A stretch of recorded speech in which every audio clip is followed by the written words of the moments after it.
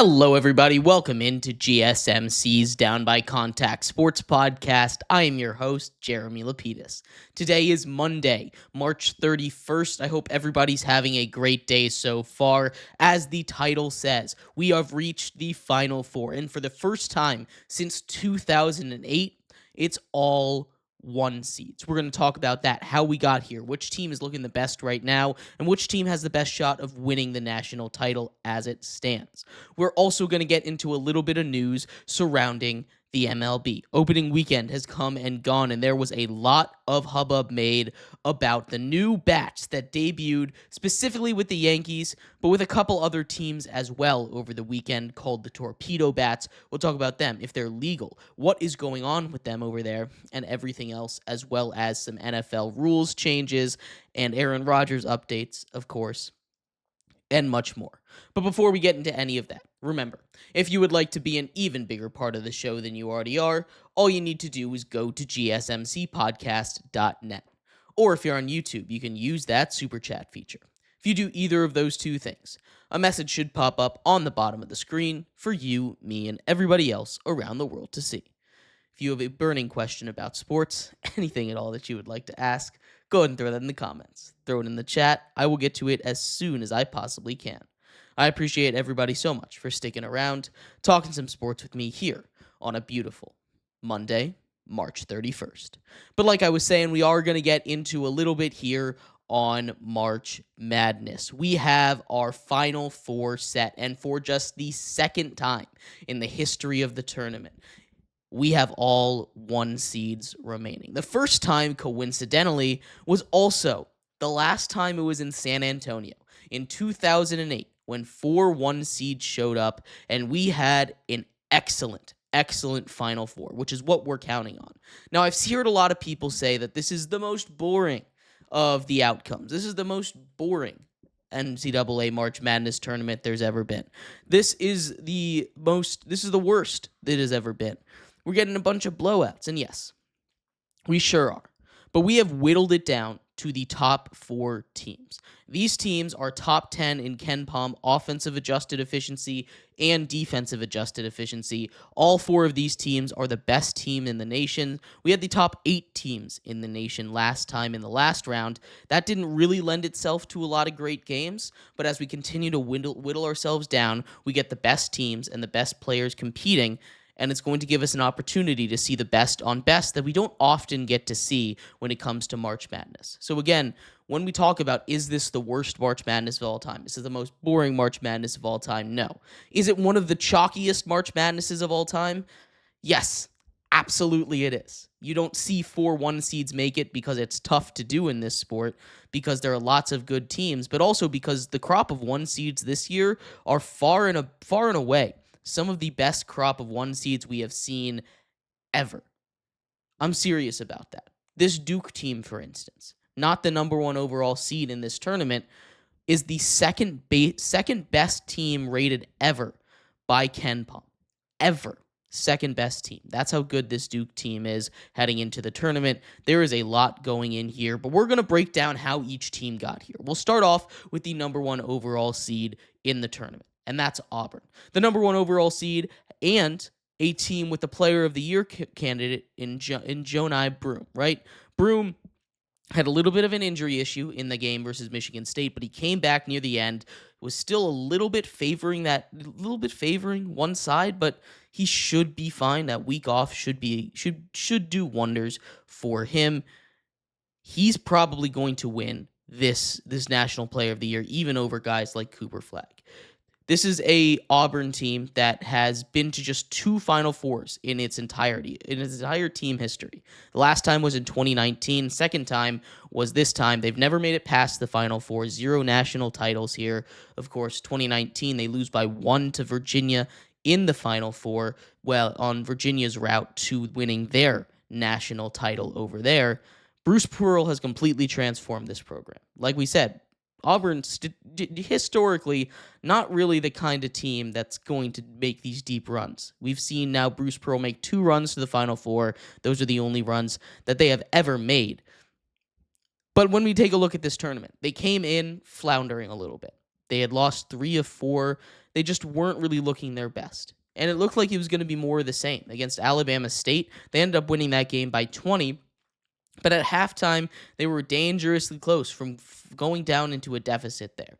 They still win 83-63. Then in the next round, they take on Creighton, a pretty tough team, but not the toughest of that 8-9 crop. It's one of those games where you like to see them play a little bit better, but they did play great down the stretch there, 82-70 in a 12-point victory. Then everything seemingly clicked in that second half against Michigan. Against Michigan, they completely shut them down in the second half. They couldn't get anything going. Michigan couldn't. And they end up beating them by 13 points, 78-65. And we saw more of the same. Against Michigan State, they jump out to an early 15-point lead and they never look back. This is a really strong Auburn team, and they're playing some of their best basketball right now when it matters the most. That was Bruce Pearl. That was Tom Izzo's first loss ever against an SEC opponent in March. He's now 10-1 against SEC opponents in March. They advance to the Final Four. They're going to be taking on Florida, who has probably looked like the weakest one seed that we have seen in this tournament so far. They've already survived a couple of scary moments, not just one, but a couple. It survived UConn, a 77-75 victory in that one. They took an 18-4 run in the last 3 minutes of the Texas Tech game to beat them by just 5 points, 84-79. That was in the Elite Eight. In between those two games, you had Norfolk State, a 16 seed, which they took care of by almost 30 points, 95-69. Maryland, they took care of when Kevin Willard was having his issues, leaving the program, left very loudly. It was a mess over there, 87-71 there. And now they're here. Like I've said, they've survived 2 tough games, but that can both help and hurt you, right? First of all, it makes you look a little bit weaker. But if there's one thing we know about this Florida team, it's that they're strong. They're led by Walter Clayton Jr., who is Mr. Clutch, taking some of the most insane shots that I've ever seen a player take, including that one massive three-pointer to keep them in that game against Texas Tech, where he dribbled out after getting an offensive rebound and did a 360 shot, crossing the three-point line. That was a wild decision. It worked, and now it's going to be a legendary moment, leading the Florida Gators to their 6th Final Four in team history. The last one they made was over 10 years ago, in 2014. They've only won 2 national championships, only been to 3, so they make it about half the time when they make it to the Final Four. 2 national championships. They were back-to-back in 06 and 07, and then they lost one a little earlier than that in 2000.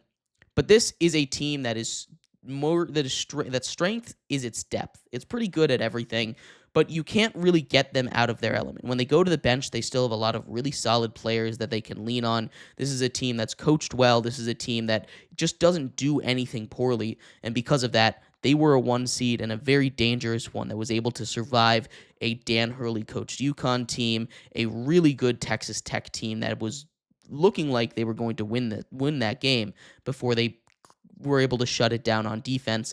Now they draw Auburn. And that's going to be a really good matchup. I can't wait for these 1 seeds to clash because, like I said, these are the top 4 teams in the nation. But on the other side of the bracket, we've got Duke. Talking about the best 4 teams in the nation, Duke is playing like the best team in the nation right now. They have just dominated their way through the tournament, no less than 7 points as a deficit. In fact, that is the only game where they won by less than 10. That's crazy. Even in that game against Arizona, when they only won by 7, that game was never really close. Caleb Love turned it on down the stretch to make it look closer than it was in the final box score, but that game was never close. It was never in doubt. Cooper Flagg is playing like that number 1 pick that we know he's going to be, but it's not just him, right? You have a lot of other guys stepping up here. You've got Cooper Flagg. You've got Knuppel. You've got Proctor. You've got more. You've got these big guys that are stepping up. This is a Duke team that has size. They've got everything you possibly could want out of a Duke team. And John Shire's doing a great job. In just his 3rd year, he's improved on his finish every single year. This is the 18th time in school history that Duke has made the national title, most recently in 2022 in Coach K's final season. And then they've won 5 national titles, which honestly I thought they would have had more. But like I said, this is the 2nd best team in Ken Pom history, but John Shire's done an amazing job with this team. Last year, or when he first took over the job, he made it to the round of 32. It's a little bit disappointing for the Blue Devils.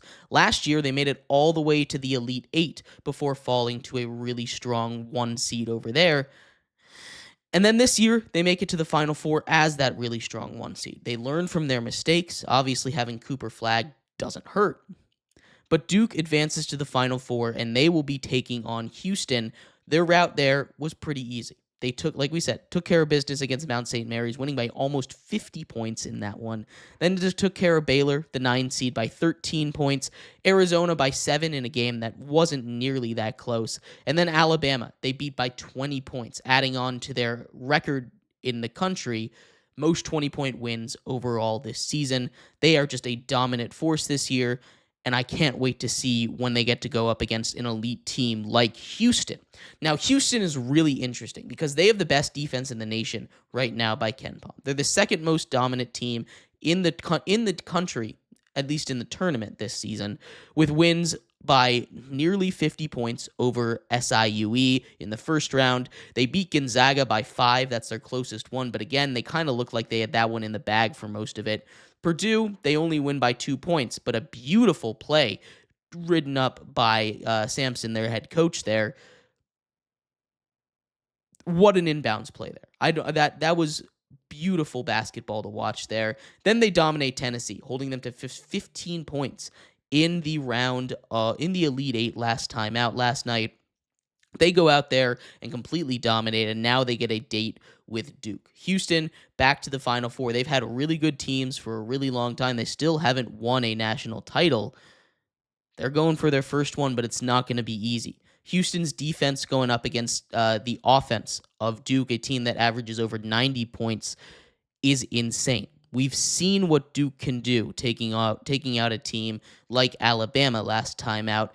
They've played different styles. They've been able to shut down the 3-ball, play pretty solid defense, just pressure Alabama, pressure these hot shooting teams. But Houston is a team that if you let them get a lead at any point, they're not giving it back. So Duke needs to be careful not to start off slow because Houston's defense is going to completely shut them down, and that game is going to be a lot of fun. Again, can't wait to see how this happens. But this is going to be a really exciting Final Four. All 4 1 seeds make it, and you can call it boring. You can call it chalk. I call it setting up for one of the best Final Fours that we have ever seen, and I can't wait for next weekend. I'd love to hear your thoughts, though. What do you think about these matchups? Who do you think is going to win them? What do you think about this year's March Madness, the Final Four being all 1 seeds? I'd love to hear your thoughts. We're going to take a quick break. When we come back, we turn our attention over to the Major League Baseball, right? Major League Baseball opening weekend has come and gone. We saw a new development for hitters. A lot of times these new developments come on the pitcher's side of things. We'll talk a little bit about the torpedo bat, what's next for it, for the Yankees, and much more coming up next here on GSMC's Down by Contact Sports Podcast.